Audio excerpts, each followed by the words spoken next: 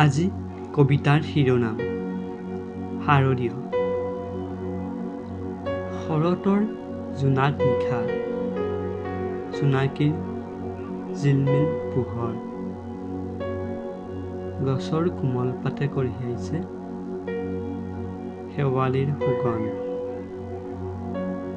পুৱাৰ নিয়ৰৰ টোপালে শীতৰ বাতৰি আনিছে। নিয়ৰত তিতি থকা সেই ঘৰচিৰিকা চৰাইজাকে কত যে আনন্দ কৰিছে। বিলৰ কাষৰ কহুৱাই আকাশৰ নীলা ৰং চুইছে। সিহঁতেও লগ হৈ শান্তিৰ প্ৰতীক বিলাইছে।